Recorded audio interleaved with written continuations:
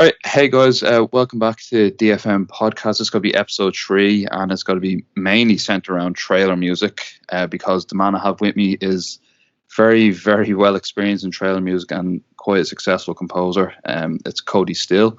So, as usual, I won't introduce people; let them introduce themselves. So, Cody, you can introduce yourself, whoever you want. Describe your past leading up to music, what you're getting up to now, and we'll go from there. Sure, yeah. Hey, my name's Cody Still, as Dean already mentioned. I'm a full-time trailer composer. I've been doing trailers to some extent on a part-time level since like 2014, but I've been doing it full-time since about 2016. So, going on 4 years or so full-time, 6 years altogether in the business. My work as many trailer composers is distributed through publishers. So I've written for probably close to a dozen or so publishers. I think it's a little over that now, including like Audio Machine. And early on, it was like Really Slow Motion. Done work for Colossal Trailer Music and Cavalry and Glory, Oath, and Blood. And, the list goes on. There's, about a dozen or so, as I mentioned. But to address kind of the introduction part and how I got into it.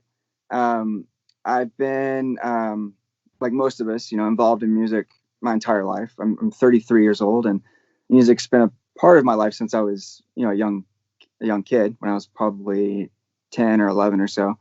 And from there, just all the life's experiences within music got me to where I am now. I started out actually as a trumpet player. Okay. For my middle school band. So in 6th grade, I wanted to join the band. My dad was a piano player and a saxophone player back when he was young. And like myself. Oh, there you go. Yeah. And he was in band with the saxophone, and he urged me to get into the trumpet because he said I would really enjoy the trumpet, especially like when it came to like marching band and stuff like that. So I took his advice on that, and I did choose to pursue the trumpet. And I really enjoyed it, and I played through middle school and high school. When I got into high school, beyond all the school band stuff, I started to play the guitar. Basically, I took the formal training I was getting from my trumpet, and I kind of applied that to teach myself the guitar, which was a lot easier to do having a background already in music. So, so I did that. I was like in a rock band with some friends. Nothing real serious or anything, just having fun, but still it was I think a vital component to my development because I had to write all the music for the most part with that group, and it gave me a different facet of music to experience besides the school band aspect. But as I got through high school, I was involved in like the region contests and solo and ensemble UIL kind of stuff here I live in Texas in the United States, right outside of Houston. And I was doing really quite well, and I ended up turning that into a scholarship for college to play trumpet in the school band and to be a music major there. So I went to Houston Baptist University. Like I mentioned, I'm in Texas. I live right outside of Houston. Been here since I was like 9 years old. When my parents got transferred, my dad got transferred here. So our whole family moved out here. So I've been here ever since, and I ended up getting a scholarship at Houston Baptist University. Decided to go ahead and stick around in Houston, so I did. And I didn't want to just pursue music alone, though, because quite frankly, at the time, I didn't know what kind of future I could have in music. Like a lot of people when they're thinking about pursuing it, really. Right. Yeah. 18-year-old me, I didn't know that, it was realistic to be able to turn a career in composition. I thought being a composer would be about as rare as, a high school kid wanting to become a famous rock star or something. I thought it was just like the very select elite few or lucky few are the ones who actually get to turn that into their life. And the rest are, the other millions are the ones who are left endlessly pursuing it with no real hope of it actually being achievable. But, that's definitely not the case with this. It may be the case to some extent for like scoring the big Hollywood films and whatnot, but getting into library music and working in trailer music and working in these variety of fields that are involved around that is much, much more attainable. So, but I didn't know that back then when I was in college. So when I started college, I didn't want to do just music. I decided to go ahead and pursue a double major. So I did a major and finished with a degree in business and a degree in music. Okay. So the music degree allowed me, of course, to study music, which was really where my heart was. But it also gave me the scholarship because I needed to be a music major to get the scholarship. So it was a benefit. But I wasn't planning for that to become my career at the time. I thought, okay, I'll use that to get me my business training so that I could get like a normal, quote unquote, normal job upon graduating. And so I was there for 4 years, finished my 2 degrees, and I was of course playing the trumpet and pursuing that heavily while I was there. After graduating high school, I did some freelance performing kind of gigs with trumpet, playing at different churches and weddings and different venues like that. And I also did some kind of freelance like private lesson instruction, teaching trumpet. I got a job at a school where I was doing like master classes with the brass players, and as well as just the trumpets alone too, as well as private instruction. So I was doing a lot of that kind of thing. But I was also planning to pursue this business job as well. But I graduated in 2009, which in the U.S. was like right at the height of what we call the Great Recession. So I couldn't find a job anywhere. I was looking and looking, couldn't find anything. I was looking for like oil jobs, which are really big here in Houston, and couldn't really find anything. So I stuck with doing the teaching thing for a while, which I enjoyed, but I needed more than that, like financially, really. And so I took a job at an Apple store as a part-time gig, and I was about to get married as well at the same time. So a lot was happening at this point in my life. So I got this part-time job at this Apple store while doing the teaching and everything on the other side of my career, and then preparing for a wedding.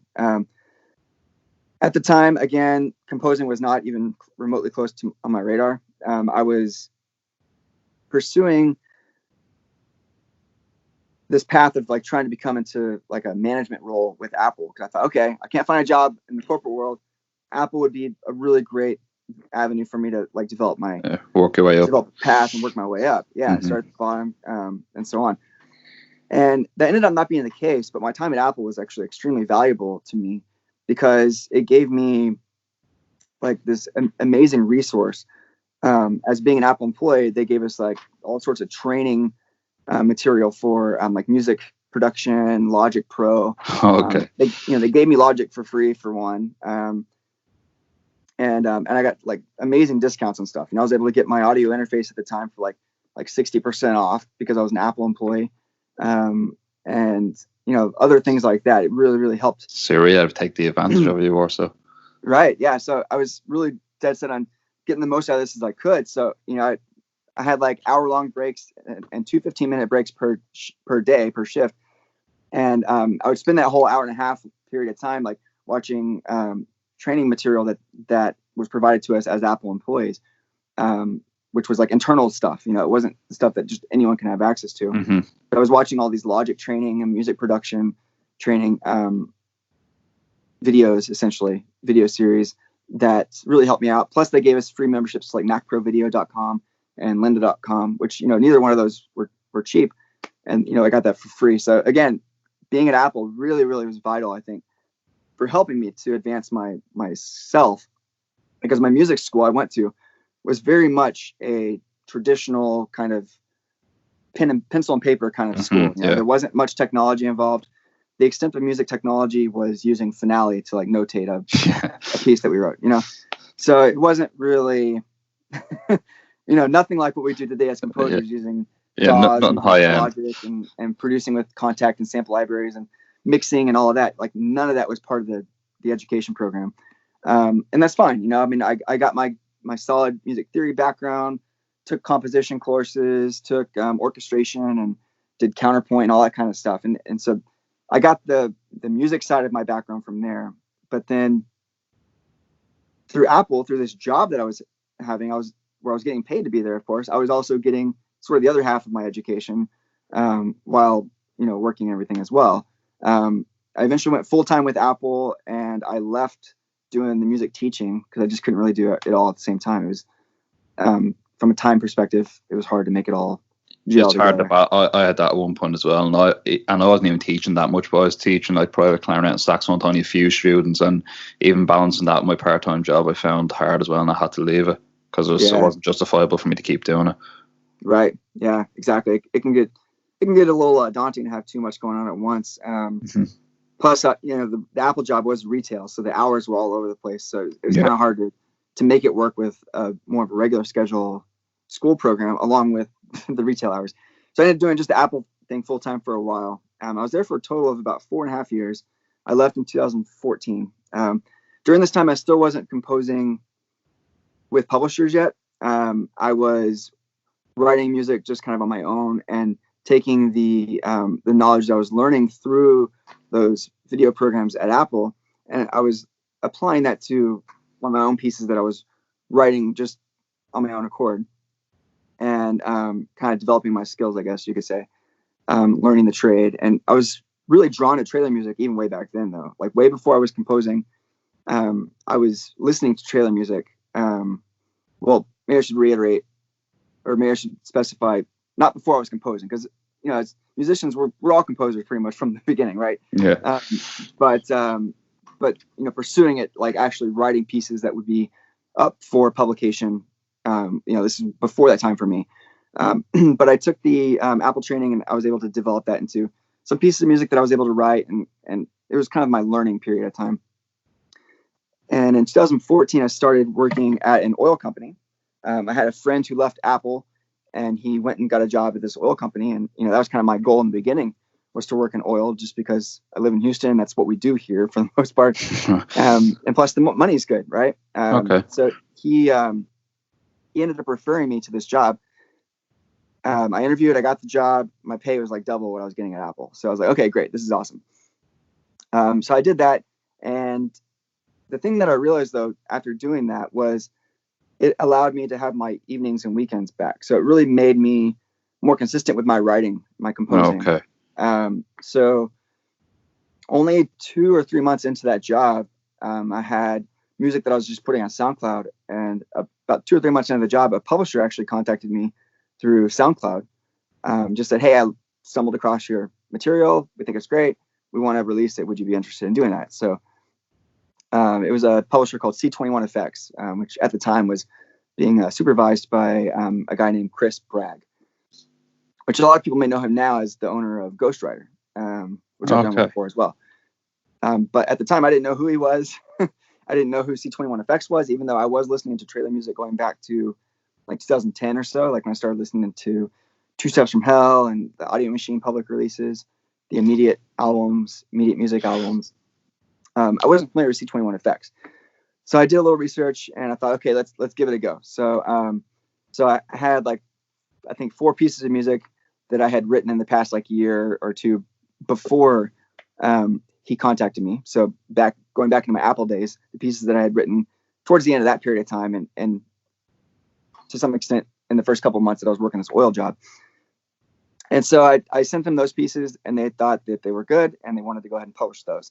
So I did. And only about a month or two later, another publisher contacted me through, again, SoundCloud, because I put those pieces of music from C21 Effects. This is a great plug for SoundCloud. This is. It is, yeah. I don't work for SoundCloud at all. I don't make any kind of referral money or anything, but that's very much what got me going. So it was only a month or two later, again, SoundCloud message through from a guy named Mikkel Heimberger, or a lot of people, I just call him Mick, right? He was starting up a new company called Sub Pub Music, which now they're called Colossal Trailer Music. Great. Or really, Sub Pub Music became SPM Music Group. That's what SPM. A lot of people don't realize, and it's not really publicly available. SPM is kind of a callback to the original name, Sub Pub Music. And he was starting a new company, and they really hadn't released anything yet, and he was wanting to know if I would be interested in writing for that. So I agreed, and I did 6 tracks for that. It was 2 releases with 6 tracks. I think it was 4 on one, 2 on the other. We released around September of 2014, and I think 2 months later, November 2014, I had my first placement with those tracks. and brand new company. And I had also just a few months before released tracks with C21 Effects. So 2 publishers my first year, just a handful of tracks with each one. But by November 2014, I had my first trailer. It was a Lego Batman 3 video game trailer. So I was ecstatic. I couldn't believe that this video here on the line with a few million plays had my music in it, something that I wrote here in my home. And was that a? I'll get into this question later because I do want to ask about. But was that a YouTube spot, or what spot was that with the Lego Batman? Yeah, it was primarily YouTube. It was YouTube. Okay. It wasn't like an all media license or anything like that. It was an online type of license. Okay. So I got that license, and it gave me an idea of this really could turn into something. So I wanted to pursue it further. So I kept writing music for Mick, kept writing music for shortly after Mick, Really Slow Motion came along. They contacted me through I think it was like Facebook Messenger or something. But we kind of all become connected in some regards through like Facebook and social media. So I was starting to just connect with these various individuals in the industry, various composers, and some that I found out eventually were like supervisors and stuff, like Rain Vinsel at Really Slow Motion. I think his name is pronounced Ryan. So I became connected with him, and he asked me if I wanted to write for a Really Slow Motion release, and I did. And so I just kept, expanding upon the tracks I was writing for these various publishers. I got my first like movie kind of license, which was for Avengers: Age of Ultron. It was a TV spot. So I was like ecstatic, blown away. I was like, wow, I'm part of the Avengers now. It's awesome. So, here I am just working this oil job during the day, and then I felt like a superhero at night. Superhero at night, yeah, in the studio wearing a cape, composed. So it's just a lot of fun, and music was a great escape because my job during the day was very like numbers driven, analytical.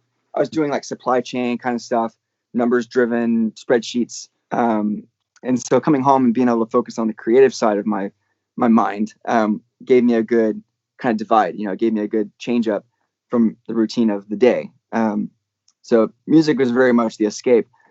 And my wife was also very, very supportive. We'd been married for 4 or 5 years at this point. And, rather than spending time with her, she'd be like, hey, go back, get in the studio, get to work. You need to. Well, that's a good thing, that is. So having a good support system definitely is vital. I know I'm probably going on way too long in this introduction. No. That's fine, because it's got to lead into a lot of questions. But the one thing I would kind of, point out in this sort of, I wouldn't say you got it. Well, you kind of got in at the start of trail music in a sense like that. That doesn't seem like too long ago, but that's 6 years ago now, is it? Yeah. Long. Early 2014 was when I really got my start. Yeah. So like at that, like trail music obviously was around, but like Ghostwriter is a big publisher, Colossal's a huge publisher, and they hadn't even started yet when you were only coming in. So it's kind of at the start of a few things, and your sort of progression in after hearing that wouldn't happen as much nowadays. In trail music, I would say, and anyways from composer I spoke to, obviously if you write good content, you can get noticed, but to be noticed on something like SoundCloud and have the heads of these publishers to reach out to, I wouldn't say is as common nowadays as it was back then. A lot of it would be pitching to these publishers now rather than how it happened with you. Would it be right in saying that? Oh yeah, I totally agree. It's even though it's only been 5-6 years, the dynamics of the industry have changed a ton, a whole lot. If you go back even further, like back in 2010 or even like 2005, there were really only a very small handful of individuals and companies that were involved in this world. Like 2005, it was pretty much like, I think that's around the time Audio Machine got started and 2 Steps from Hell. It was really just them and like Brand X and Immediate Music. It was kind of just a very small little group of companies that were dominating the whole entire industry. And over the years, it's become much, much more saturated to the point where now there are new publishers popping up like every day. So you really do need to be selective when you're releasing music. You don't want to just give your music to just anyone, because you want to make sure that you're giving it to a publisher, to supervision team that's going to be able to do something with it. Exactly. I literally had this conversation on the podcast I recorded yesterday, which is going to be episode 2, with an Irish composer. I know Danny Clinton. He Danny. He mainly works in TV music, but he got signed to Really Slow Motion. I'm pretty sure he's only the third Irish composer actually ever to be signed to a big trailer publisher like that. But we're literally talking about there's a lot of, like, nowadays publishers are just popping up and they're really trying to front that they're bigger than what they actually are, and it kind of misleads composers into thinking that they're going to get a lot out of the certain publisher. And the publishers, some of them actually only started because they have like maybe a nice graphics and they can present themselves well. They're trying to present for more than what they actually are behind, when they don't even have much of a team, and no like placements or anything really behind them, and people are kind of getting tricked. Exactly. Yeah, it's really easy to get fooled into a contract. And I'm not saying you shouldn't give a new publisher a chance, though. Like in my case, no, that's how it happened with you. You gave a new publisher a chance. But I would be naive to think that I wasn't a little lucky at the same time, because I mean, Sub Pub Music was a brand new publisher. They had 0 credits, 0 credibility to their name, and I was working just in blind faith, essentially, hoping that something might work out with that. And it luckily did. And as that company grew, and of course now anyone who wants to become involved in trailers, for the most part, knows who Colossal Trailer Music is. But at the time, there was no way to predict that that's what was going to happen. So, but it worked out well for me, because as they grew, so did I. I was able to grow with them. Their business took off. They were landing placements and securing licenses and all, not just trailers, but they were building a diverse sub-publisher network globally to build like royalty back-end income as well as becoming more and more prominent in the trailer world. And I was able to kind of ride that wave, so to speak. I feel like I was a vital part of their team in the early part of their days as well. Without me, I don't know what early part of their company would have looked like. And without them, I don't know what my early career would have looked like. And so I feel like it was a very symbiotic kind of relationship there to start with, and always have a special place in my heart for them. But today's day and age, though, you're right. It's a very different dynamic, and I'm not sure if it'll really work out that way. I'm not sure either. But that's not to say that if you have a publishing opportunity come your way, you should just turn it down. No, just be careful. Maybe nowadays it would be easier to do more research on it as well, because you could just reach out to, especially in the trailer world, a lot of people would know, like most people would know each other. If there are any sort of high-end sort of people, you could try reach out to some sort of composer or some person saying, do you know anyone trying to set up this publisher here, or do you know anything about this, just to give yourself a bit of a sort of background check on them. Yeah, because I've heard of like weird situations where like a 16-year-old kid starts up a trailer company and then suckers like 50 composers to write a couple of albums, and it turns out this is like some kid who doesn't even like finished high school yet, and dug up his allowance money to pay for artwork for an album, and so all these composers, 25, 30-year-old, 35-year-old, 40-year-old composers who are like in their careers, and some of them maybe early in their career, and some were like pretty well established, are giving this kid music and don't even realize that they're basically just throwing it away.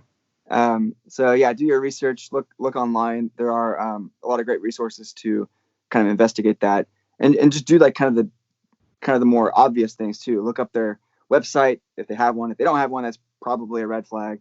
But look at the website, look at the credits if they have, look at their social media, look at their Instagram pages, their Facebook pages, their Twitters, and so on, and see what kind of credits they're claiming. I mean, I get that obviously, it's possible that publishers or fake publishers can lie about that kind of stuff too, but still look that kind of stuff up, see if you can find anything that looks credible, and then reach out to others to see if anyone's heard of them or familiar with their work. But most contracts these days are pretty much a give the music to the publisher for life. It's an exclusive. It's basically an exclusive. It is. Yeah, that's what in perpetuity. Most contracts even say something to the extent of, it covers the entire known universe, you know? Yeah.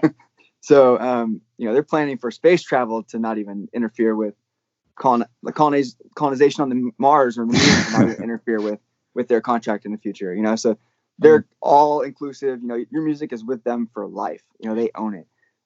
Some publishers may have a timed contract kind of thing where it's maybe 5 years, like C21 Effects, the contract I had with them was for 5 years. So actually those pieces now I have with them are out of contract. Out of contract. I did not realize that. One thing I would say though, with trailer, it's not like as an artist signing with one of the majors like Sony, Universal, or Warner that they sign you exclusively. You are stuck with them exclusively. With trailer music and library music, it is a bit different. You can sign to someone to a publisher exclusively, but still write for other publishers. You can. It just means whatever you write for those album briefs within that publisher is exclusive to them. Right. Yeah, so exactly. You can work with multiple publishers when it comes to library music and trailer music. But if you're an artist, you're locked in most of the time to whatever major or record sort of label you signed. But with this sort of thing, it is different. You can sign with multiple ones. It's just if it's exclusive, you just can't spread that one piece of music around at all. Exactly. Yeah, the music itself is exclusive, not you as the composer. And that's I actually was going to ask you that. Well, you answered the first part of I had who was actually the first publisher you signed with, but you've already answered that. But are you still signed with multiple now? You don't have to name all of them you're with if you don't want to, but are you signed with still a few, or have you cut ties with a few, or how many are you actually still working with?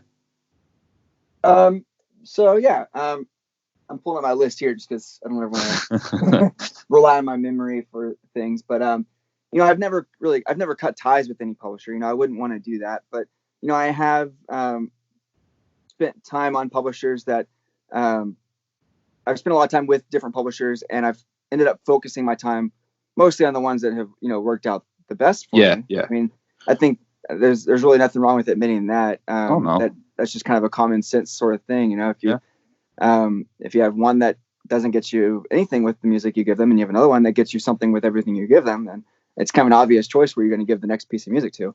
But yeah, I've worked with, let's see, Cavalry, Audio Machine, Elephant Music, Colossal Trailer Music, Really Slow Motion, Giant Apes, which is of course affiliated with Really Slow Motion, Glory, Oath and Blood, Ghost Rider.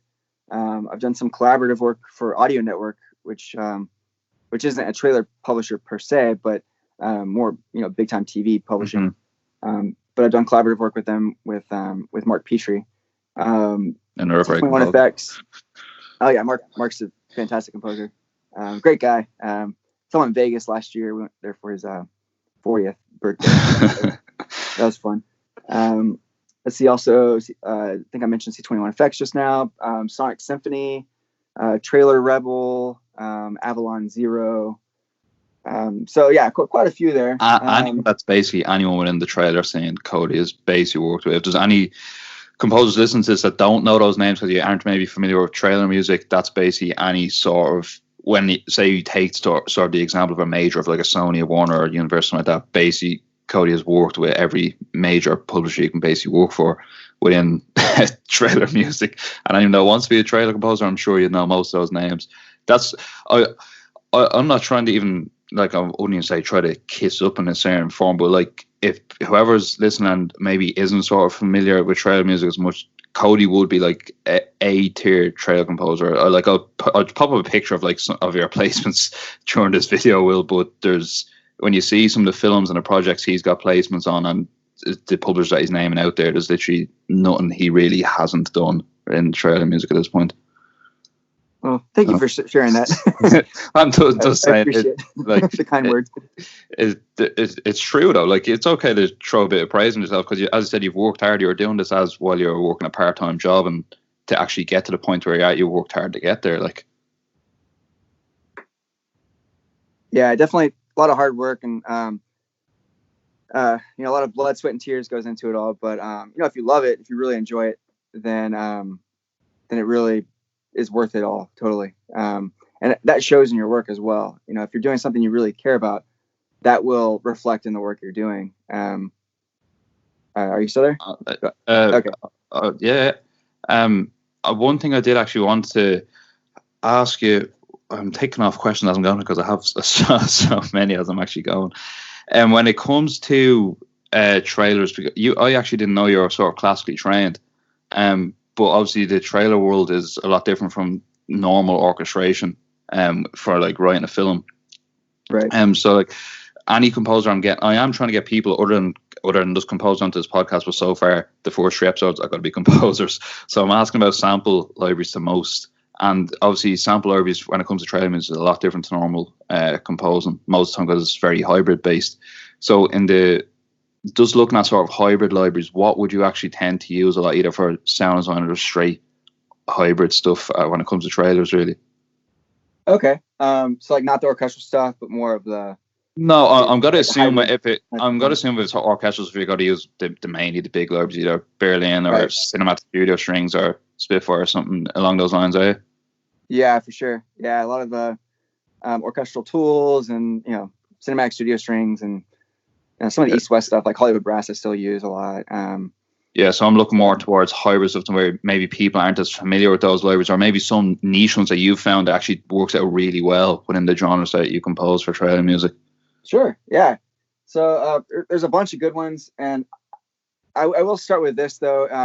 As much as you can, if you can make your own material for the hybrid components, that's even better because, obviously you can take a sample library and manipulate it, and that's perfectly great too. But learning how to do sound design on your own is an invaluable tool in this trailer world for hybrid music. But as far as libraries themselves go, a lot of the Audio Imperia stuff is really good. Decimator is one that I use still for. They have drums, but there's also some synth and sound design kind of elements in there as well, which you actually can't even get Decimator anymore. They discontinued it, and have they? They discontinued it and replaced it with a new percussion library, which is I think it's called Cerberus. Oh, Cerberus, yeah. I didn't know they discontinued Decimator to actually have Cerberus. Yeah, Cerberus is like the replacement for Decimator. Okay. And I haven't gotten Cerberus myself, but Decimator is still something I use all the time. But for sound design and for like hybrid synths and all that kind of those components that make up a hybrid piece, one thing I go to regularly still is Omnisphere. Omnisphere is like, yeah, I preach about Omnisphere all the time. I love it. It's something I could, if I had to pick like my one desert island software instrument, it would be Omnisphere. Omnisphere 2 being the newest update to it. Mm-hmm. But incredible software instruments, and also like a multifaceted software synthesizer as well. Sample content in there, like I still find stuff even after I bought it like in 2011 probably, and it's older than that, of course. But even to this day, there's still stuff I find that I've never even seen or heard before. It's just massive, So amazing product, and the manipulation capability.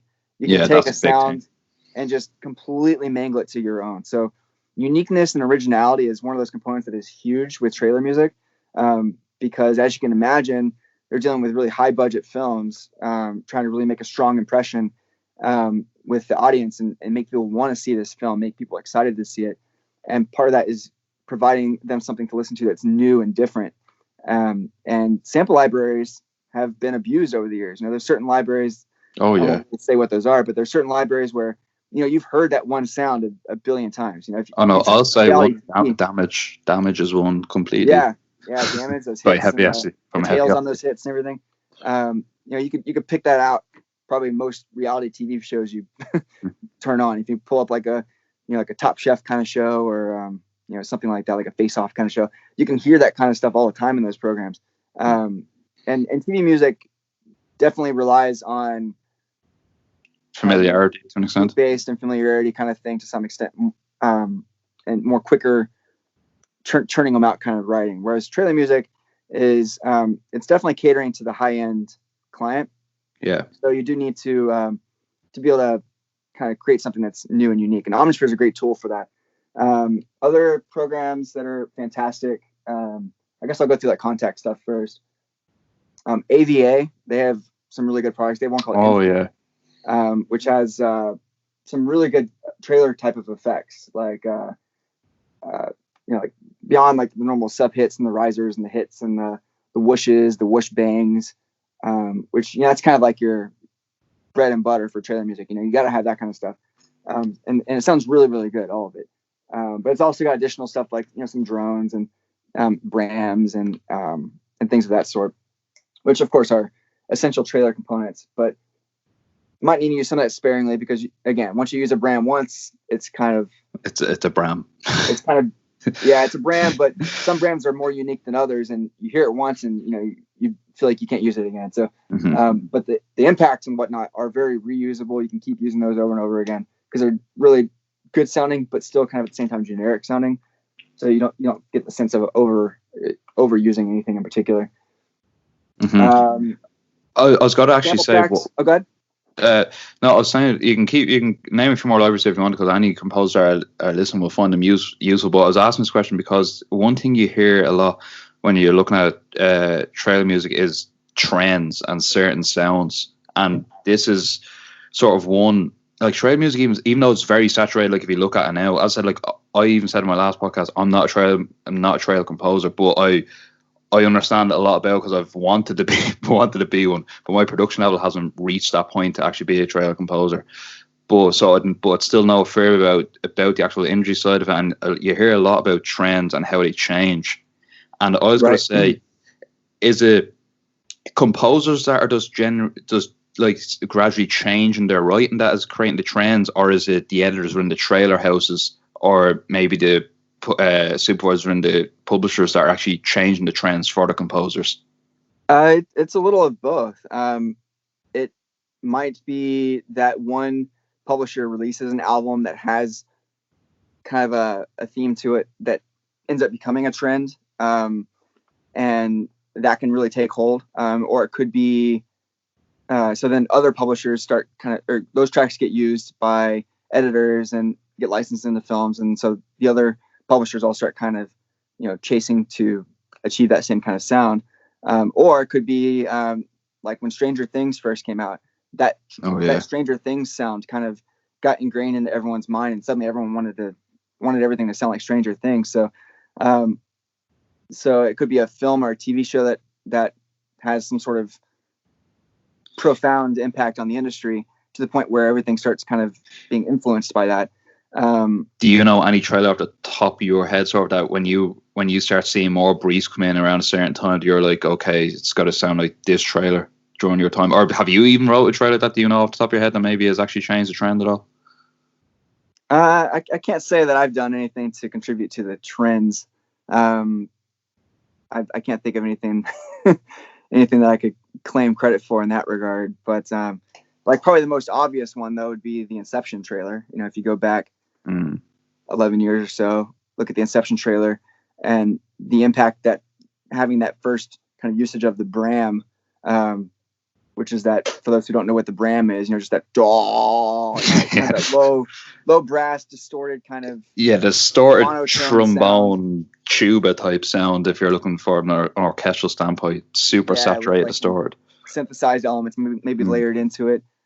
So like that trailer, the Inception trailer really did kind of shape that whole trend, and that's stuck around for over a decade, and films use it now. I mean, I know a lot of talk goes up in the air. Did Hans Zimmer create it, or did the composer did the trailer? But regardless, still the trailer was the first thing that did it, and so that definitely shaped a trend to come.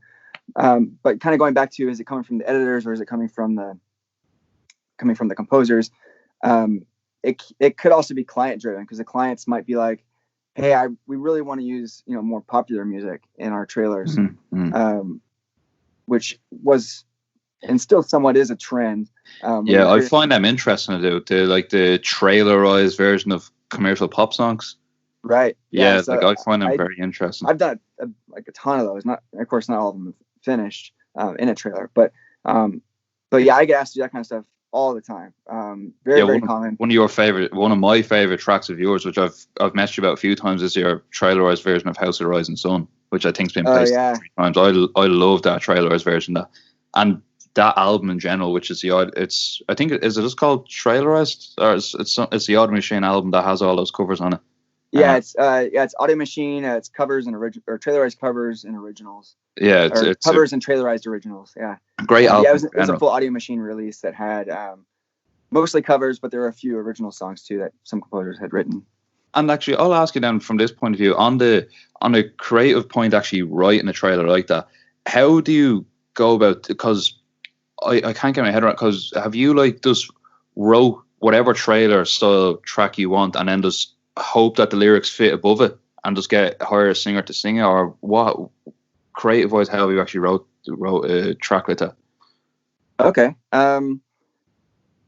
So the way I tend to work when working with something like that, whether it be trailerizing a song with doing the vocals over again, or a lot of times when it comes to customs, we work with just the original vocals. And the decision may come later to re-record them, but generally we just stick with the original vocals and add the trailer components to sync up, like to run along with it.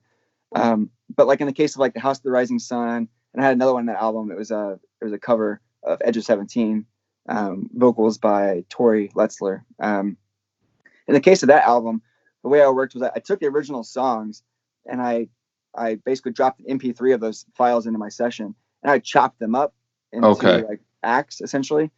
So I kind of had a plan for how I wanted them structured. I wanted them, laid out a certain way. I wanted them to have an act 1, act 2, act 3, which lyrics I wanted where. I can't really claim full credit on House of the Rising Sun one, which I'll go back to in a minute. That one's kind of interesting. It was a very special case, and I feel that it deserves a little bit of a special explanation. But in the case of the Edge of the 17 one that I did on the same album for Audio Machine's covers album, I basically did what I just said, where I chopped up the audio, laid it all out. I may have cut some of the EQ'd out some of like the low instruments and stuff. So I did my best just to get the vocals isolated into the session, and then wrote the rest of the arrangement in my DAW to fill out, with the way I wanted it to, with the brass and the synths and the impacts and the drums and all of that. So I filled out the track with all of my elements, with the vocal of the original song still being used, right? Okay. So I'm still using the vocals of the original. And then I used that as a demo. So when we hired the vocalist, I sent her the full mix of my arrangement with the chopped up audio of the original song. And that's my demo. And I gave her another one without the original song, with just my arrangement, and said, here's the vocals I used and where I used them. Follow that roughly, but if you want to put your own creative spin on it in places, feel free to do what you want to do. We're trying to come up with something different here, not just regurgitate the same old. Okay, fair enough.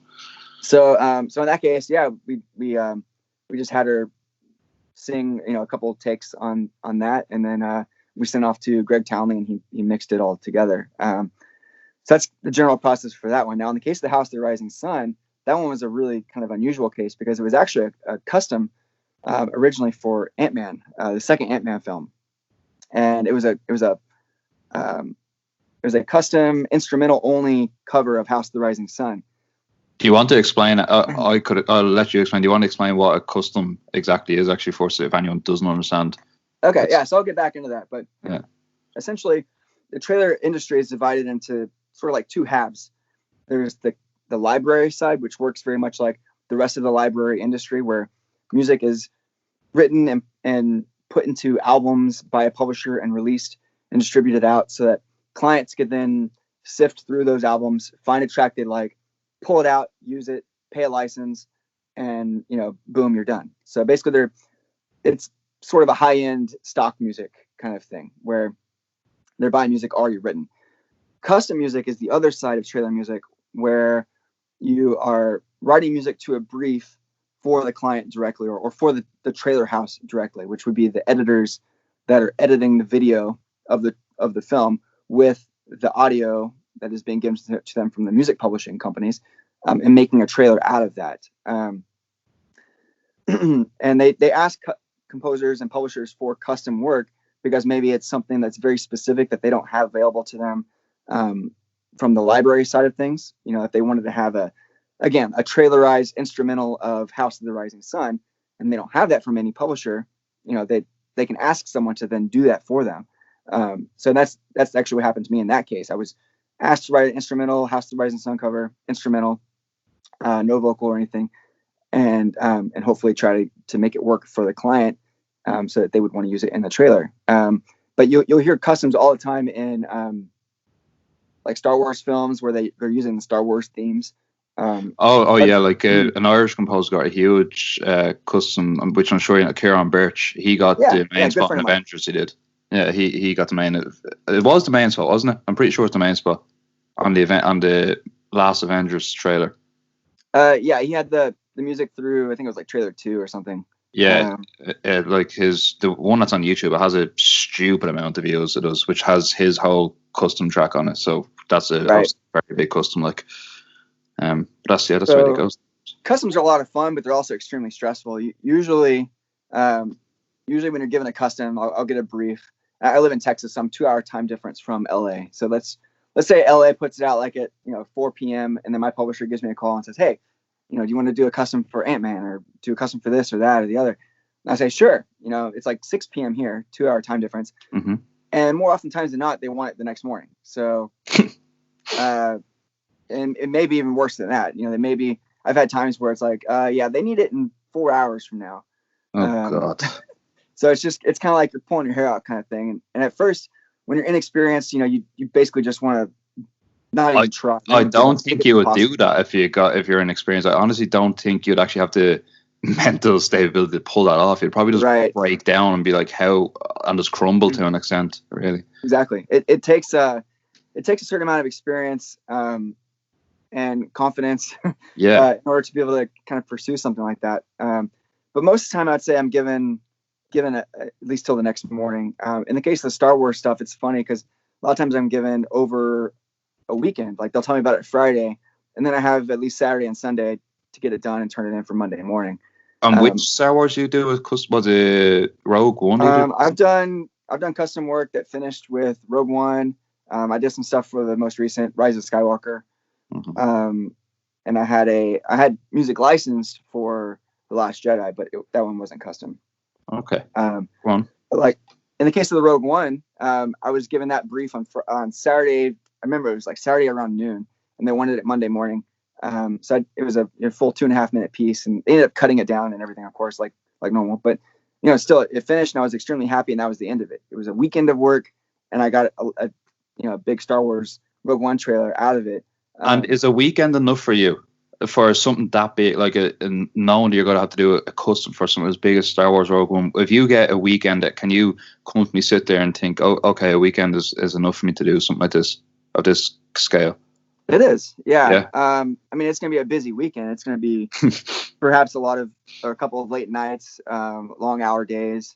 There's times when I do spend like 16, 18 hours in the studio, in one day. So pretty much just taking a break to, have some lunch, have some dinner, bathroom breaks, get some water, that kind of thing. But for the most part, yeah, it's a lot of work to get done, but in the end, it can be very rewarding. Massively rewarding, I say. Because it's always a pitch. You if you have a client come to you directly, it's never like a guaranteed thing. If you pitch your music to that and they like it, they've still probably got dozens of other options still to pick from. Because most of the time you may not be the only one who got that brief. They may have given that brief to other libraries, and then they're going to sift through all that to pick out what's like the best. And then the clients themselves, the actual movie studios who hired that trailer house to edit the video, most likely they hired other trailer houses too. So you're giving your music to this one trailer house who was hired by the movie studio. But what a lot of composers don't realize is that there are maybe a dozen other trailer houses who are also hired by that same movie studio to make trailers, and they're each seeking out music for their cuts of the trailers. So there's so many lines of different avenues you have to go through to actually hope that gets picked. So when your trailer is finished, they may really like the end result, but a dozen other trailers or more may be given to the client at the same time, and then they're given the choice of which one they actually want to use, and the rest are just obliterated into oblivion. So. Mm-hmm. So it definitely is a little overwhelming in that regard. With the custom side of things, you go into it with the expectation that you're going to lose most of the time.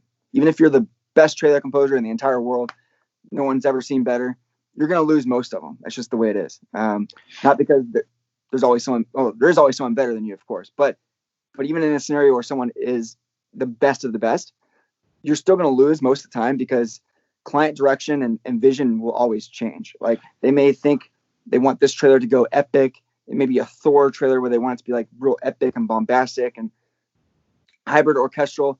But then, you submit it to them, and then a week later they're like, hey, you know what? What if we go with like a classic rock kind of song and do a trailerized version of it? Or, what if we do like a real synthy kind of 80s vibe kind of thing? So you can't really plan for what they're going to do. They're going to change their mind. And a lot of times there's months and months and months that they have in order to figure out the trailer before it actually is going to be released to the world. So they may like what you did today. They may stick around with your trailer for months. I've had, like, in the case of like the Ant-Man one that I was telling you about with House of the Rising Sun, I went back and forth on that trailer for probably 3.5 or 4 months with the trailer house. And it was, the initial version was an overnight kind of thing. I did it 2.5 minutes, orchestral, instrumental only, House of the Rising Sun. But they came back the next day and like, we like this section a whole lot. We want you to add a section here that does this a little bit differently. We don't like this instrumentation. Can you change this instrument? We want this instrument instead. So they'll give you direction, sometimes very vague, sometimes very specific of what they want. And you got to do your best to, make those notes work within the track that you already have given them, so that they still have the track you've given them, but you're able to work in the changes. And a lot of people have a hard time with dealing with revisions, that kind of stress and the continuous back and forth. But it's a part of the trailer game, and it's definitely part of the custom trailer game. And for customs, actually, before I get into this next question, was that actually using Ant-Man in the end? Because the first time I saw that track was on the Battlefield game trailer, I think. Right. So it actually was not used. We worked 3.5, 4 months. There was actually one time in the middle of that time period where I actually went into surgery I broke my nose when I was a kid, right? A baseball injury. And so I spent half my life not being able to breathe out of one nostril. So I went into surgery to get this thing fixed, finally. And I came out of surgery. My wife's there holding my phone. And she's like, Audio Machine is here and they want you to make changes for Ant-Man. Oh, great. And I'm like, I love Audio Machine. I love working on the Ant-Man project, but the timing couldn't have been worse, And the client doesn't care that I just came out of surgery. They just want their they want their revision done. So, I had to come out of that, go home, kind of recuperate from the anesthesia and everything for a little while, and, get changes done that evening and turn it in that night. And so, you might have a week straight where you're working on those revisions for something back and forth. Like, you get revisions done for the next morning, and then the next morning they come back, okay, we like that, but we want this done to it differently now too. So then, you might go a week straight where it's back and forth, back and forth, back and forth. And in the case of Ant-Man, 3.5 months later, it didn't finish. There was another cut that they chose instead. Definitely disappointing, but at the same time, you expect that to be definitely a possibility. You never plan for something to be guaranteed ever. No. Until the contract's there, or until the money shows up, or until the trailer's released and you can tell your music's in it. Never expect it. So in that case, it didn't finish. We released, the track was still instrumental. Audio Machine was releasing this covers album, and they asked me if I wanted to have that track part of it. So I said, sure, let's do it. So I gave them all the stems. It was still instrumental, and we gave it to the mixer, Greg Townley, and he was gonna put some finishing touches on the mix, just to kind of top it off a little bit better. And when they sent me the track back, I was really surprised to hear that there were vocals in it.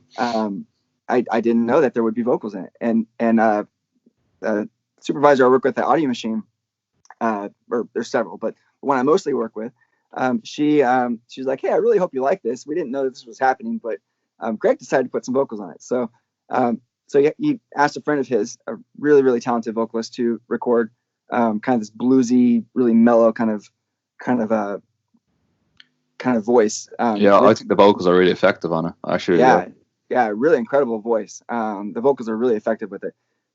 So I was blown away by it. I thought this is awesome, but that's a situation where I didn't even plan for the vocals. I didn't choose which words were going to go where. I didn't plan any of that. It was a custom that was instrumental that eventually turned into an album release with vocals. And that's how that one came about. And then eventually that one was released and it ended up in a trailer for like Marvel's Cloak and Dagger. It was in, like you mentioned, the Battlefield 5 trailer. It's been in other things too. It was in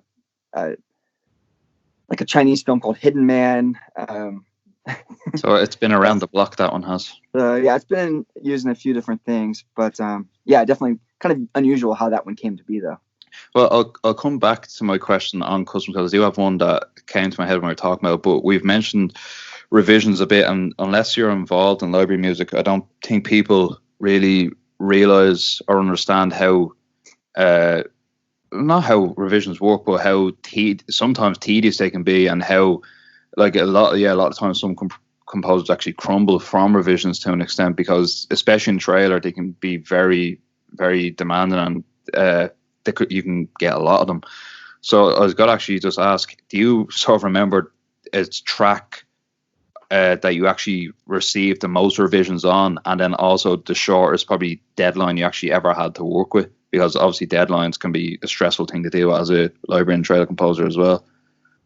Right. Yeah. Well, to address like the short deadline thing, publishers kind of all do their own thing. I guess, are you talking from like a library music perspective, not customs? Yeah, a library for an album brief even, yeah. Okay, because if you're talking in general, customs by far will take the cake in terms of like how fast you have to get something turned around. Because like I said earlier, it's pretty much a few hours or overnight, maybe a weekend, but that's it at the most.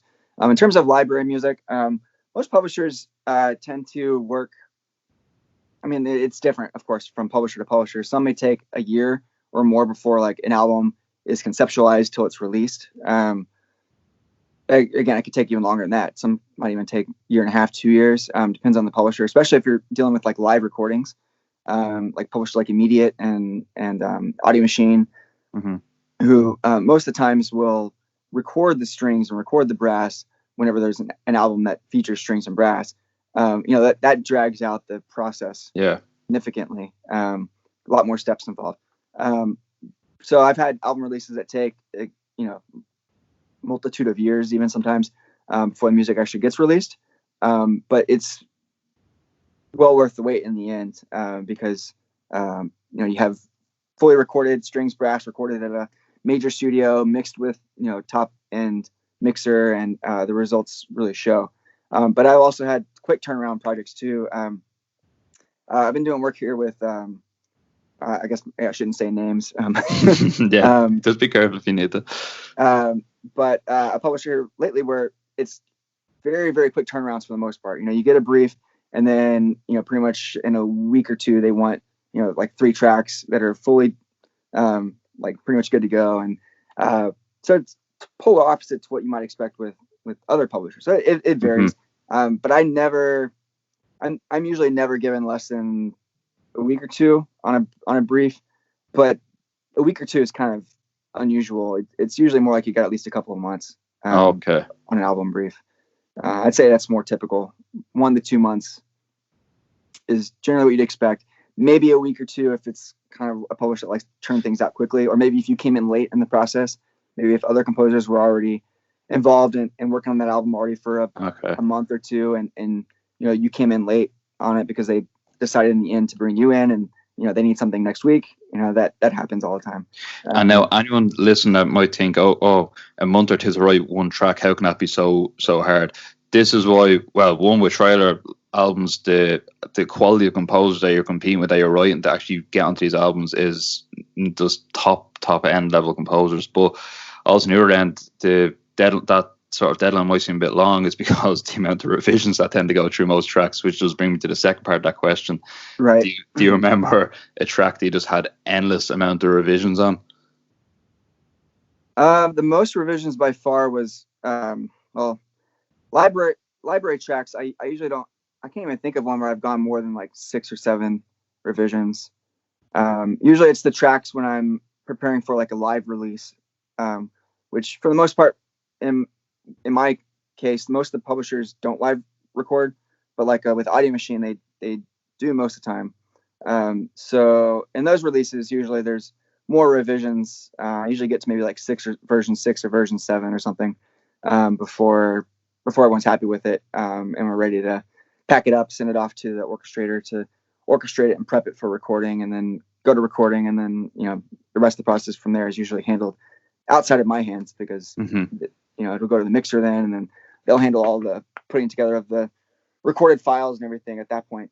So they may have their own versions that they deal with. They may have version 1 of the mix, version 2 of the mix, version 3 of the mix, cutting in different takes from the recording session and whatnot. But in my case, library tracks usually 7 or 8 at the most. I can sometimes get it the first try, get them a version 1, and then that's what ends up being the finished product. Well, lucky you. But most of the time I'd say it's version 2 or version 3 is where I finish. Version 1, I can usually get it pretty close, and then version 2 will be when I come in and put just the first round of changes that they give me. And then if I don't quite nail it, then maybe we'll get to a version 3. Again, I would say that's probably down to your experience as well, though, because I've heard of actually, I think even Danny on the last podcast mentioned he knows of a composer that went to nearly 20 revisions on one track for really slow motion, I think, at one point. Oh, yeah. I've heard of 1 or 2 composers easily going 10 plus as well. Yeah. So that could be down to your experience, maybe writing so much trailer for so long at a certain level, but yeah, I suppose some people, or you could just catch on to it faster than others. I don't know. Yeah, after a while, you kind of get a feel for what they're looking for and the kind of sound they want. Especially if you work with the same publisher, over and over and over again, you learn what they want specifically. So it gets to be easier to establish a more finished product from version 1 than it would be if it was your first track with a new publisher. It might take a few versions to get there. But by far the most revisions I've ever done was actually for my most recent Star Wars custom. It was for Rise of Skywalker. It was using a theme. It was using Yoda's theme. It was a customization of Yoda's theme, trailerizing it, making it like kind of fast-paced and epic, as opposed to like really kind of thoughtful and peaceful sounding music that you have in the original score from Empire Strikes Back. So we went through between all the versions and the alternates, because there would be times where the next morning I would need to have a version for them, but I didn't want to just give them one option. I wanted to give them like 2 or 3 options, so that then they could pick and choose. Give them a hard time saying no to me. No, yeah. Give them as many reasons as possible to continue going forward with me for this project. So there'll be times when I'll give them 2 or 3 options. I'm counting those as versions as well. By the end of it, I got to version 27. Oh God! So went through 27 versions of that over the course of like 3.5 months, all for what ended up being in a 15-second TV spot. So it's kind of crazy, that much work and time put into what ended up being for 15 seconds of a TV spot, a 15-second trailer that plays on TV. Now, can you say, now obviously you don't give the exact numbers, is money wise, is it worth 15 seconds to go through that many revisions as a trailer composer for that level of film, for a custom? Is it worth 27 revisions for 15 seconds? Absolutely. Yeah, definitely. Well, if anyone isn't that, there you go, it's worth it. Yeah. I said earlier, you have to plan for losing most of the time, and that I mentioned that because it actually still works out well in the end for the few times when you do have one finish, like a custom I'm talking about. The few times when you do have a custom finish, it more than makes up for all the ones you lost financially, because it will pay well. Customs, I mean, assuming you have a publisher that charges competitive rates and fair rates for the composer and doesn't undermine the industry, which does happen. Am I right in saying, because Disney as well now owns Star Wars, would that custom pay more now since that is a Disney custom than what it would have before? Because Disney tend to splash out more, don't they, on their customs? Am I right in saying that? I'm not sure if Disney fully like to license music a lot of time. They tend to just go straight. They tend to go down the custom route a lot of time, don't they? To kind of get full. A lot of their properties, a lot of the Disney properties have real iconic kind of themes to them. Of course, all the Star Wars stuff Yeah. With Disney owning Lucasfilm, all the Star Wars stuff is, worldwide recognized as being like some of the most iconic music ever, right? You play the Star Wars main theme to anyone in the world, and maybe not anywhere, but they should be able to name most for the people. Most part, anyways. yeah, people know that music, and they can tell you, oh yeah, that's Star Wars, right? So the music is so iconic that they want that reflected in the music for their trailers and TV spots. They don't want just some generic piece of music. They want their property representing it, but they don't have John Williams score all of those TV spots and trailers. So they have composers who create their own renditions of that for their use in that. In which case, most of the time, Disney will do like a buyout for that kind of work that you did. So if you did a custom utilizing the binary sunset theme or utilizing Yoda's theme or the main theme or what have you, Disney in the end will a lot of times buy out that full, rather than license it, they'll buy out your arrangement. Yeah. So in that case, it'd be earning a lot more for a custom than a standard one, since they are buying it out. Yeah, but I think Disney does a lot of customizing because so many of their projects have iconic kind of things to them, to where it doesn't always work to just throw in a generic cookie cutter kind of trailer piece. It needs to have that personalized, customized touch, incorporating their intellectual property already. And going back to the question I actually had a while ago on customs, when can the same, this be two-part, can the same different publishers receive the same custom? So see how you'd be signed with multiple. Could say a custom, just use Star Wars as an example, could they go to really slow motion and give them that custom, and then but also give the custom to Audio Machine? You being signed with both, because I'm going to assume you'd be one of the higher end composers in there. Would then could you receive both customs from both publishers, but then you'd have to choose between one? Are you asking if I would write one custom and give it to multiple publishers? No, kind of like the actual, so Disney, can they request a custom, but have sort of the same custom brief, but give it out to the different publishers? Oh yeah. Absolutely. Yeah, so in your case, obviously being signed with multiple, say if Audio Machine offered you that custom brief, but then also to say Really Slow Motion offered you that custom brief, but then would it be up to you then to say, oh no, I'm actually going to go with this publisher and do the custom brief for them? Yeah. That can happen.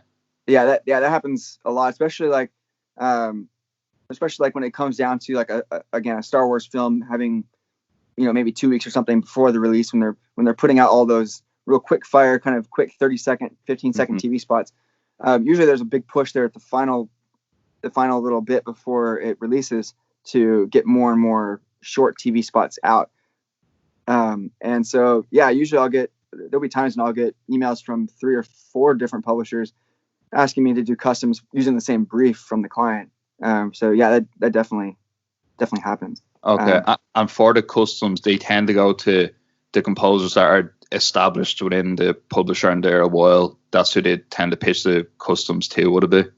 Yeah, I mean, you have to consider that a lot of these publishers may have hundreds of composers that they either work with or have worked with at some point.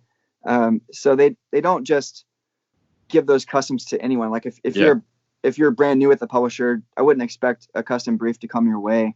But if you've been with them for a while, you've proven yourself to be trustworthy, and you've proven your work is where they want it to be, and they like what you do, then as that trust is built and developed, they may in turn come back to you and say, hey, we got a custom, do you want to take a stab at it? So I definitely say it's a relationship thing, where once they establish that trust and have that relationship, then customs can start to come in. But early composers, early on in your career, like early on in my career, first couple of years, I didn't really have any customs. It wasn't until, I guess, 2016. I had that one. Yeah, it was 2016 actually. So I was in trailers for a good 2.5 years before I was ever asked to do a custom. So yeah, definitely have to kind of work your way before that will come to be. Okay, and I'm almost getting through most of them, because I said I don't want to keep you too long, because I'm sure you are very busy. That's fine. I've been kind of locked down in my house with this whole tell me about it. Lockdown, everything. not ever really being able to see or hang out with people or anything like I would want to. So composers are isolated usually as it is. So be isolated even further, it kind of makes you go crazy. So I welcome, conversations. Yeah, no, that was actually it was another reason why I wanted to do this podcast as well, just to actually talk to like-minded people that understand a lot of music-based terminology, but also then educate people on terminology used or just topics within like the industry, different things as well, just to actually just broaden the understanding towards other people as well, like to kind of just give a basic understanding of the concepts. And even still, composers are actually composed maybe for films or video games. They have sort of no general concepts of trailer music. As I said, like it's very saturated nowadays, but in the broad aspect, it's still actually quite niche to an extent within a lot of other media aspects towards composing. Like it is, it is very much. Like I'd say most of the general public don't know what trailer music is. That trailer music is just the score. Uses the score music from the film composer who's doing the actual soundtrack. If you go to any like trailer that's been uploaded to YouTube and look in the comments, you'll be maybe you won't be surprised, but you might be surprised at how many comments you see it where like, oh, look at the amazing work Hans Zimmer's doing now, and you know what's going on. It's not Hans Zimmer that did that trailer. He's doing the soundtrack, of course, but people don't realize that there's a whole other business for trailers that involves licensing and publishings and trailer houses and all this sort of thing. They don't know that any of that exists. They just assume whoever's scoring the film is also doing the music for all the trailers. But yeah, it's very rare that the composer for the film actually does the trailer. One that only comes to mind, I think I hope I'm not like misremembering this video, but I think in the case of one of the Lord of the Rings trailers, Howard Shaw just didn't agree with the trailer music that was being used, and he either scored the trailer himself or he basically just took some of the score and placed it into the trailer because he just didn't agree with the trailer music for one of the Lord of the Rings films. Right. Yeah. That happened. I believe that's right. I do remember hearing that score. I have to go back and find like where that trailer is to be able to like verify it or whatever. But yeah, I'm pretty sure you're right that they did use score in that. I know that Hans Zimmer did the music for one of the Man of Steel trailers. I do remember that one. Oh, really? And then more recently, one of the trailers for Tenet, Christopher Nolan film that's supposed to be this year, but I don't know if it's I don't know if it's being pushed because of the coronavirus. But the film composer Ludwig Göransson, he did he's doing the score, but he did do the trailer music for at least one of the trailers. That's a case more recently where that has happened, but I can't think of, besides that Tenet trailer, I can't think of anything between Man of Steel and now that's happened. Do you think it could happen a bit more when, I think nowadays a lot of composers are getting a bit heavier on the sound design front and a bit more familiar, not that composers aren't familiar with synths, obviously they already work with samples and synths, but I mean more primarily synth-based composers, more experimental composers. Do you think if they keep pushing forward, they actually might take the trailers on because their natural composing sort of instincts and sound will be more suited towards trailers along with the actual score itself? You know what I mean? I really don't see that happening. I don't see the film composers taking on the trailers. I mean, it could happen more and more, but I would think that if it was going to happen, it would have already kind of started to happen. Yeah. Because I mean, here we are in 2020, and it still hasn't happened. And they have access to all these tools that we're using and have for years, but it's still not being done that way. I think part of the reason primarily is the fact that the trailers aren't made within the budget of the film. The film, yeah. They're made as part of the marketing budget, and they're made through third-party vendors, through trailer houses, and those trailer houses are cutting the trailers using the video from the client, but they're a third party, not directly affiliated with Disney or Sony or whoever. They're their own private trailer house that is doing like contract work, I guess, for the bigger studio, and everything that they get paid for that work is all being paid for by the marketing budget. So I think that division between the creative budget and the marketing budget, I think that for one kind of helps keep it separated. and the fact that most of the movie studios aren't making the trailers themselves, but they're hiring a third-party editing house to cut the trailer for them. Of course, there are exceptions. Disney does have their own internal trailer house called The Hive, which they use not exclusively, or not only. They do also use some of the third-party trailer houses as well, but they of course use their internal a lot of the time. But I think that might be a contributing factor to preventing film composers from stealing trailer composers' jobs, so to speak. And I was going to say, on a sort of creative aspect, because you always hear this a lot when it comes to trailer music, and since you've been around for so long, do you find a formulaic to understand? Obviously, there is forms to every form of music, but a lot of people, they don't try to bash on trailer music to an extent, but a lot of people say, oh, it's just following this formula. Once you write it that way, you're going to make a trailer track. Do you agree with that in some point, or do you not agree with it at all? Or do you find there actually is a lot of space to keep your own sort of unique voice and sound sort of there within trailer music? Okay, yeah, great question. There's multiple ways you can kind of think about that, but I think trailer music, in order for it to like really speak to a broad audience, has to be approachable, and it has to be generic to an extent, and it has to really drive home the feel of grand scale and action and power or emotion, or whatever that scope of that trailer really is going to come to. But trailer music, even though it is simple, trailer music, I'm not going to lie, a lot of times it's very simple. The chord progressions are not overly complex. You don't need a master's in music or a PhD in music in order to be able to compose a piece of music. But trailer music is deceptively simple, and that's, I can't really take credit for calling it that. We talked about it earlier. My friend Mark Petrie, that's one thing he always says all the time, is it's deceptively simple. It sounds easy, it sounds simple, but if you actually try to sit down and do it, it's a very completely different matter. If you tried to dissect what creates the sound of a trailer, there's that. Trailers have a certain sound to them. They have a feel. They have a poise. They have a power that isn't easily reproduced. No. Many people can try for years to achieve that sound. And kind of tying this into the previous question, honestly, I don't think a lot of film composers can really achieve the type of sound, because it's not a realistic sound. It's not taking orchestra and creating a realistic concert experience like a lot of times you have more so on the film scoring side of things.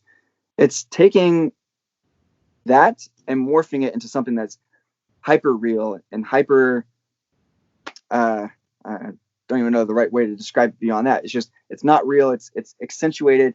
It's overblown to the point to where it is larger than what would be considered to be realistic. And that sense of power and everything is what really makes trailer music have a unique sound. And it's deceptively simple because the chords are easy. It may even be one note. A trailer a trailer piece, like that ping, the piano ping you hear in loads, like the really good ping. It could be like one note, one ping, or a lot of like thriller kind of trailer music is based on just whatever the key of the song is basically the only note that you're going to hear in the whole song. It's not going to have any kind of progression. You're not going to have any kind of chords really either. It might just be one kind of monotone kind of note. If the song's in D, you're only basically hearing D throughout the whole thing. But the way they encapsulate sound, the way they use rhythm and drums and create some sort of hook with sound design, that may be what really makes it unique and different and complicated in a lot of ways. Even though from a musical standpoint, if you show that to like a theory professor at some music college, music university, they wouldn't bat an eye to might it. think, oh yeah, it's just there's nothing complex about it. It's just it's just in the key of E flat or whatever. There's nothing to it. But to ask someone to then try to recreate that is a completely different matter. So deceptively simple because of the production that goes into it. That's what I was going to say. That's what I was speaking to Danny about, and that's what has let me down pitching to. Well, I haven't actually physically pitched, but let me down wanting to pitch to trailer houses. I feel like I can compose pretty good underscore for TV, and lighter sort of pieces, but my production level I personally know, isn't up to par for trailer music. That's what sets it apart and sets a lot of composers apart. And I'm not sure if some composers aren't willing to admit it to themselves, or they just don't realize it from actually listening to the music. But the production levels in trailer music is probably in my opinion, some of the highest end production you'll hear in music. It's just ridiculous, some of the production level. Yeah, it is I think trailer music is the highest level of like library music that you can get, and really the quality of the film music has to match the perceived quality of, or the quality of the trailer music has to match the perceived quality of the actual film's music. It can't be a divide. You can't have it sound like low quality and cheap. It needs to sound high end. It needs to match that high budget kind of feel of the film, and the production of it is really what brings that home. That's what has to happen in order for it to be there. If you write a beautiful piece of music, but you don't have it produced in a manner that will make it sound, professional and complete and high end, and then it's not trailer music. Trailer music composers have to be, I'd argue you have to be more like 70-80% producer and maybe more like 20% composer in order to be a trailer composer. It largely is a production job, and composing is a much smaller component of that job. Yeah, still important, of course, but a well-written piece of music won't get you there. You have to be able to produce it in order for it to be able to work for sure. Well, then the last thing I'll leave with, just still two things. What advice to any composers that are actually listening to this would you give them if they're looking to sort of learn about trailer music, and then how to actually go about writing the correct tracks and where to pitch to, basically, to actually maybe try to get going on it? Sure. Yeah. No, yeah. Great question. The advice I would give, first of all, you have to know what trailer music is. And you can't really do that. It may sound stupid or no, obvious. It's true though. Yeah, no, it is. It's a completely separate beast to normal composing. So you have to know what it is, and you do that by watching trailers, studying the form, studying the style, studying the sound, getting a feel for it. Again, like that trailer sound, you have to know what that sounds like and know how to create that, but you can't create it unless you know what it sounds like.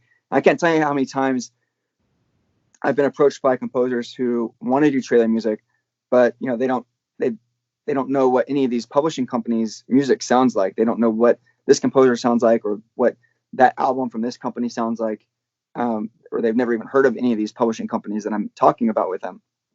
Like, you should know who Audio Machine is. You should know who like Immediate Music is, because they go back, way back. So you should be familiar with the sound and study the sound. Listen to it. You don't have to like break it down all the time, but just listen to it. Listen to it a couple hours a day, just while you're sitting in your cubicle at work or on the commute. Just listen to it. A lot of these publishers will put out music publicly on like Apple Music and Spotify and whatnot. Yeah. Listen to it, study it, and just get that sound in your ear, so you know what it sounds like. And what were you say? No, I was going to say, if before you continue on, if you don't understand some of the stuff that we have been talking about, just listen back to what we've been saying and just Google some of these publishers, or Google some of the things we are talking about to do with trailer music, and that will sort of start to broaden your knowledge as well in general. Like, right? Yeah, exactly. Looking it up, doing your research, basically, is what it comes down to. If you go into a job interview, you probably need to know a little bit about the company you're applying for. A little bit about, if you know who the manager is or the owner and you're interviewing with him. It creates a good impression, for one, if you know a little bit about them. But in order to be able to work there, you probably need to know a little bit about what that company does, right? If you're going to be doing a job at that place. Working in trailer music really is no different. You need to know what the music sounds like. You need to be watching trailers as they come out, because trends, like we talked about earlier, do change. You might go through a period of time where you don't really hear the hybrid orchestral stuff at all, or if you do, it's like maybe really minimalistic, really pulled back to scale. And then 6 months from now, we may be back to like the crazy fast drums and the hybrid orchestral craziness that was at a couple years ago. So trends, they come and go, they ebb and flow, and keeping up with that is part of it.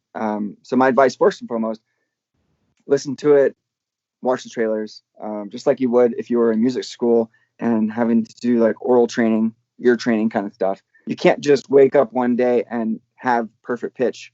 But you can't really, if you're not born with it, I'd argue you probably can't ever have perfect pitch. But yeah, so would I.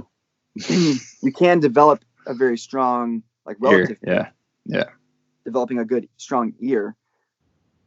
And you can't just wake up with that. You know, it takes maybe even years of exposure, of being around it and practicing your ear to the point to where it develops that ability. And I'm not saying it takes years to develop your ear for trailers, but you know, it might take some time to develop that sense of what it is.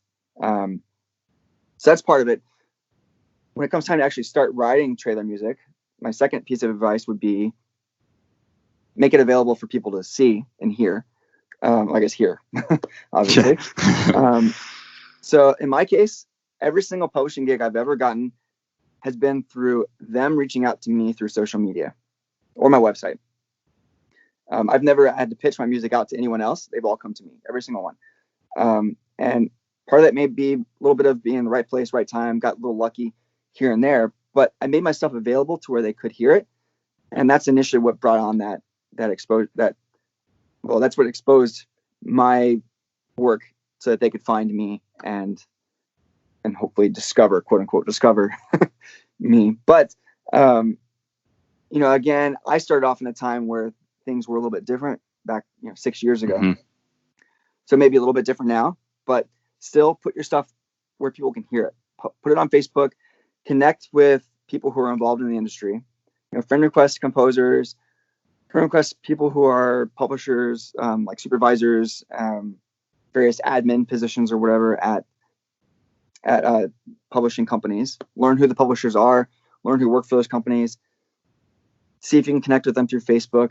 Don't go and bombard them with messages like, "Oh, I know you're the owner of such and such music label. Bring me on." You don't want to do that. You got to treat this like it's a professional business kind of environment. But you can still at the same time connect with people, and if the time becomes right, spark a conversation. Join Facebook groups like I have one that started a few years ago called the Trailer Music Composers Support Group, which we have I think somewhere around 4,000 I'm a part of that group. In that group. And I'm not saying you need to be all over social media and just delve into that kind of world, because social media definitely has its drawbacks, but it can be used to very, very much help you in your career. So joining groups like that might help you to see who is involved in the industry. In that group, just speaking about that one, just because I'm an admin of the group and I can see who all is in it and everything. We have pretty much all the top major trailer composers, a lot of the owners and supervisors and stuff that work for publishers. They're all part of that group and are involved in discussions that we have within that group. So just using your resources like social media to learn who it is that you need to kind of get to know, mm-hmm. and who it is that might be able to, one day discover you and help you to get to be a part of this industry. I say you, in a generic sense. Yeah. You as all of the listeners, to help you to get to where you want to be with your career within trailer music. Sounds good. And then I guess final piece of advice, there's something called the 10,000 hour rule, which is just, you just got to sit in the studio and just not leave for 10,000 hours before you can really expect the craft to be where it needs to be. And 10,000 hours is just kind of a generalized number that there's a saying for that, but you just got to put the time and the effort into it, put the work, put the hours into it.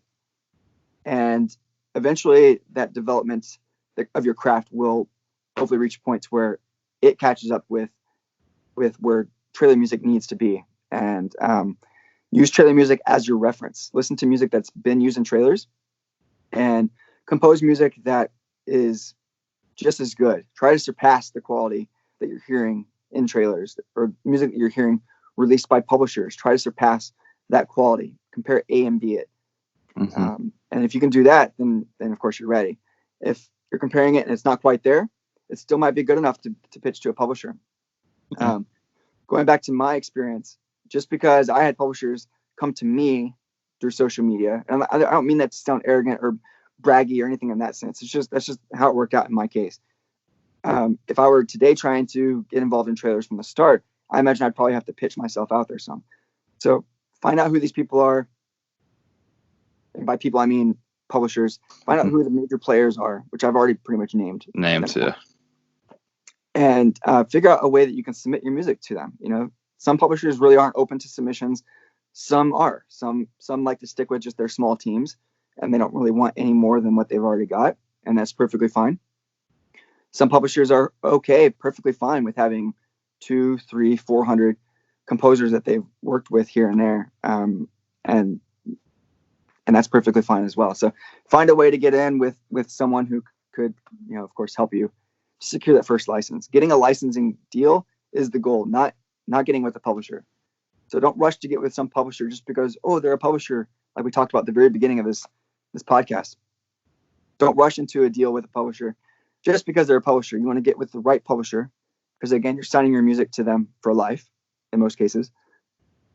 But at the same time, you need to work to try and still secure that kind of deal, because without them, you know, you don't have anything really. Exactly. Cool. Well, I think that's some good advice. Before I go, as I said, I'll post a picture of the majority of your credits scrolling through. Was any sort of, and I'll leave any social media links down here so people can find you, but was there any sort of trailers or any tracks that you'd like people to go and sort of listen to before you go? Any of your own, obviously, just throw it out there. Yeah, I mean, I have my website's codystill.com, CODYSTILL.com. On there, I have some music, but not a whole lot of music itself. But I do have pretty much every trailer and TV spot, and even like some like TV uses and stuff like that on my website, so you can see the music or see the spots that have used the music, the trailers that have used the music, and see how it was used in the trailer. I do have releases though, like with Audio Machine and whatnot, which the music is like on their website. I'm not really able to put it on my website, but if you go to like their website, audiomachine.com, you can like search through their music library and you can search for my name and find music that way. Aside from music that's like already on my website. Cool. And then of course, I'm also available to connect with like on Facebook, Cody Still. I have a Facebook page, Cody Still -composer. You can find me on Twitter, at Still Cody, my Twitter handle. Excuse me, my voice is kind of it's a lot of talking. It's okay. I'm not used to talking for an hour and a half, being in isolation. You can also find me on Instagram. My Instagram handle is at Cody Still Music. And I guess that's about it. That's yeah. I'll have them all linked anyways. If people don't remember, I'll have them all linked in the description for when this video eventually comes out anyways. So anyone, if they are looking to connect with you, because that's how I found Cody. I can't remember exactly what page I found Cody on, but I'm pretty sure I heard his music, thought I'd reach out to him. And as I mentioned in the last video with Danny, if you don't bombard people with trying to be a salesperson posting tracks to me, genuinely just want to talk to me at first, I'm pretty sure I just genuinely wanted to compliment Cody on one of his tracks and then actually just got talking. If you just are genuinely honest to people, you can connect with some pretty good people in the music industry and community. So that's kind of the way to go about doing it. Absolutely. Yeah, treat it like you would if you were to meet with someone in a banquet hall or a conference room or something. You know, you're not going to go up to them and throw your business card in their face and be like, here, listen to my music. You know, you're going to, there's more of an organic kind of relationship that has to develop first. Connect with those individuals, and it may not even involve a conversation, but maybe just, you know, you happen to see like their Facebook posts and maybe you comment on their posts, and that will at least they'll see your name pop up, you know, and then eventually when you post and share your music, they might see that pop up in their news feed, and that could be it could take just one little opportunity like that pop up in the right person's news feed that you don't even really communicate with. But you put your music on there, they heard it, they liked it, and now they're contacting you, asking you for, you know, your interest in working with them. Yeah, exactly. So you never know when something could happen. But most publishers are perfectly open and willing to accepting submissions, because again, it doesn't cost them anything to take your music. They're taking your music for free, and they're going to then take the music and license it out there and make money off of it and make you money in the end as well. Because most deals will be 50-50 split. So whatever they make, they share it with you. So the upside, they have nothing but upside. So it doesn't hurt them at all to take your music. But I can imagine that plenty of them get bombarded with all sorts of messages and requests. So you do have to kind of take that into account. And that's why it's important to organically develop relationships with these people so that you're not just a number in a crowd, but they already know your name and your face and have more of a reason to want to listen to your music first. Yeah. All right. Well, I think we'll leave it there, Cody. Thanks a lot for coming on and having a chat with me. Absolutely. Yeah, man. It's been a pleasure. And I imagine for you, it's probably getting pretty late. Was it like almost 9 o'clock there now? Oh no, it's only 20 to 9. I'm a late sleeper anyway, so this isn't too bad for me, to be honest. It's just good to pass the time during being stuck in. Right. Yeah, for sure. So I hope anyone listening to this has learned a good bit about trail music. There's loads of information in this. I know I learned a good bit as well. So if you enjoyed the video, leave a like on it, subscribe to the channel, and hopefully get some more good podcasts coming up soon.